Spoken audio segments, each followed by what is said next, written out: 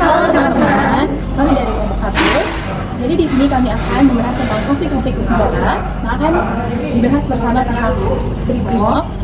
Kalian mau tahu selanjutnya gimana? Simak videonya. Bye-bye. Selamat pagi ya, Sobat Premium ini Pak Sobat Premium kita ya, adik-adik sekalian, selamat datang ya, di markas Brimob. Saya selaku mewakili Komandan Satuan dalam hal ini jabatan saya Bapak Op Satu Brimob. Sama beliau Kasubag Premium saya sampaikan tadi. Jadi untuk di Brimob ini sedikit saya kasih gambaran yang ada dua yang membantu Komandan Satuan dalam bidang operasional sama dalam bidang pembinaan.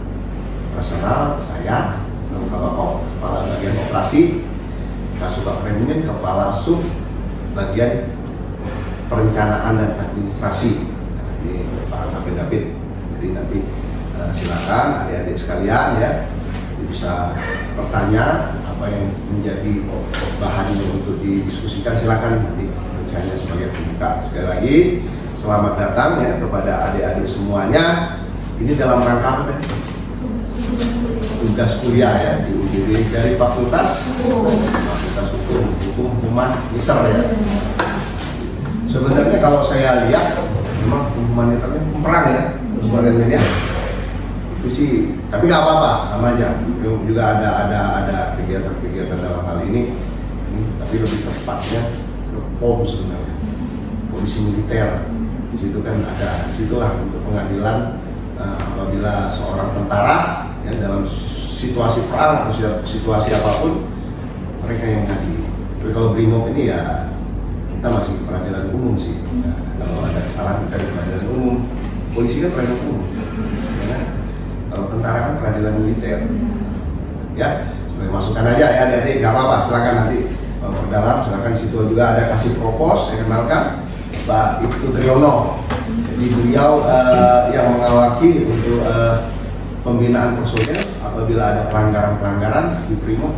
Pak Triyono ini yang bisa memperdalam pengawasan, dalam bentuk pengawasan lah di Brimob itu ada propos.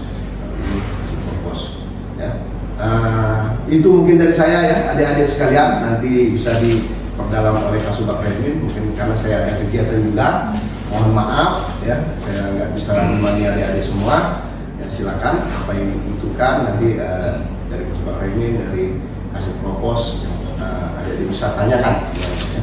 Mungkin itu ya saya akhiri. Assalamualaikum. Ya baik ya, sudah mulai ya. Assalamualaikum warahmatullahi wabarakatuh. Yang terhormat adik-adik sekalian dari Universitas mana? Bangka itu saya ucapkan terima kasih sudah datang ke Makobrimob dalam rangka melanjutkan perkuliahan. Sekali lagi terima kasih sudah datang ke sini, dengan senang hati kami terima. Nanti dalam kegiatan ini kita akan diskusi ya terkait masalah konflik-konflik atau hal-hal lain yang perlu ditanyakan. Saya langsung saja dari sekalian ya, tadi saya sudah sempat sampaikan ya sebelum kita mulai sudah jelaskan apa itu Brimob. Adik-adik harus tahu dulu sebelum adik-adik datang ke Brimob ini harus mengerti apa Brimob. Tadi saya sudah jelaskan secara rinci ya untuk diketahui saja ya, untuk menambah pengetahuan adik. Oke, kita langsung saja ke masalah yang akan ada ditanyakan ya. Nanti silakan sampaikan sebisa mungkin, nanti saya coba jawab. Silakan. Oke, mungkin langsung Gimana sih tanggapan Bapak atau dari pihak Brimob sendiri tentang konflik bersenjata itu? Misalkan dari masyarakat ke masyarakat, terus juga dari masyarakat ke pemerintah itu kayak gimana? Oke, saya sampaikan adik-adik ya. Bagaimana pendapat kami terhadap konflik bersenjata? Perlu saya jelaskan dulu, kalau kita bicara masalah konflik itu ada dua, ya, konflik vertikal dan konflik horizontal. Kalau konflik bersenjata artinya konflik yang menggunakan senjata. Ya, kemudian bagaimana tanggapannya? Ya, sesuai dengan tugas fungsi Brimob, salah satunya adalah menangani gangguan keamanan kriminal tingkat tinggi. Salah satunya adalah menggunakan senjata. Tentunya pasti akan direspon langsung oleh Brimob. Hanya saja perlu saya sampaikan, ya, terkait yang mengendalikan di lapangan itu harus ada perintah dari Kapolda kalau di tingkat provinsi.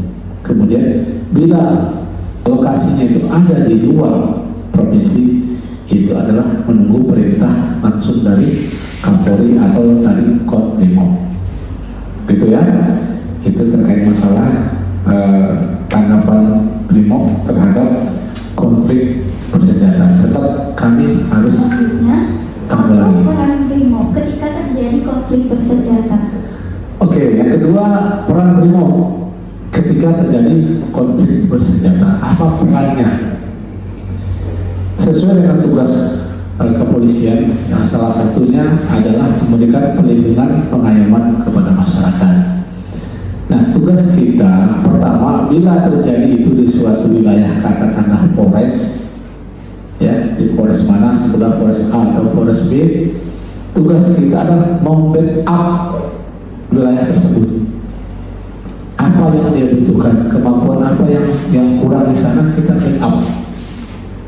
Ya, jadi kita langsung ke lokasinya, ya, sesuai dengan yang saya sampaikan, sudah ada perintah dari pimpinan, kemudian kita backup, ya, apa yang harus kita lakukan di sana kita atur. Bila kekuatan atau konflik di sana menggunakan senjata, tentunya kita pelajari. Sebelum kita bertindak, kita pelajari dulu, kita kirim intel kita ke sana, berapa kekuatannya, senjata apa saja yang dia gunakan, baru kita mempersiapkan untuk melakukan penggerebekan atau penangkapan. Selanjutnya, apakah langkah-langkah yang dilakukan Brimob untuk menjaga keamanan masyarakat ketika terjadi situasi konflik bersenjata? Oke, untuk menjaga keamanan masyarakat, apa yang harus kita lakukan bila terjadi konflik bersenjata? Yang pertama yang kita lakukan adalah menyelamatkan atau mengevakuasi masyarakat, terutama orang-orang tua, anak-anak kecil atau perempuan. Itu yang paling diutamakan. Kita berikan perlindungan, kita amankan, kita evakuasi ke tempat tertentu. Setelah itu baru kita mitigasi, ya, tempat-tempat mana yang harus kita lakukan pengamanan. Ya, jadi tidak serta-merta ada terjadi satu konflik kita langsung datang, kita melakukan tembakan yang frontal, tidak demikian. Tetap kita evakuasi dulu orang-orang yang jadi prioritas. Ingat, jadi prioritas itu pertama adalah kaum wanita, anak-anak, dan orang tua. Baru kita lakukan penegakan hukum terhadap pelanggaran konflik. Sudah menjelaskan konflik-konflik bersenjata. Nah, apakah semua situasi yang melibatkan senjata itu bisa disebut konflik bersenjata? Baik, apakah semua konflik yang menggunakan senjata itu disebut konflik bersenjata? Makanya saya katakan, senjata ini kan hanya sarana yang digunakan. Ya, kadang-kadang konflik itu mungkin bukan bersenjata, mungkin konflik itu masalah politik, masalah ekonomi, konflik itu hanya mungkin dia menggunakan senjata. Jadi orang bilang konflik bersenjata, senjata sebenarnya hanya sarana yang digunakan. Tapi kalau saya menilai, bila konflik itu bersenjata, itu mungkin lebih kepada bicara masalah pemberontakan, bicara ideologi, ya, melawan pemerintah, itu sering menggunakan senjata, ya. Jadi apakah semua konflik itu digunakan bersenjata? Tidak, ya.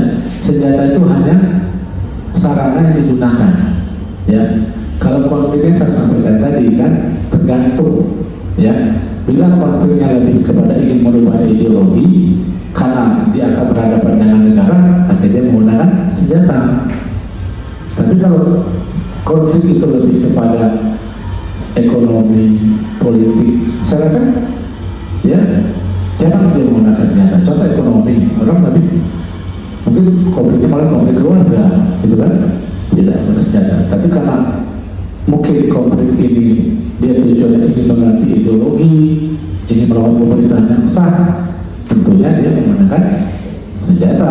Kenapa? Karena yang dihadapinya nanti juga aparat yang menggunakan senjata. Begitu. Sudah datang ke sini untuk menuntut ilmu.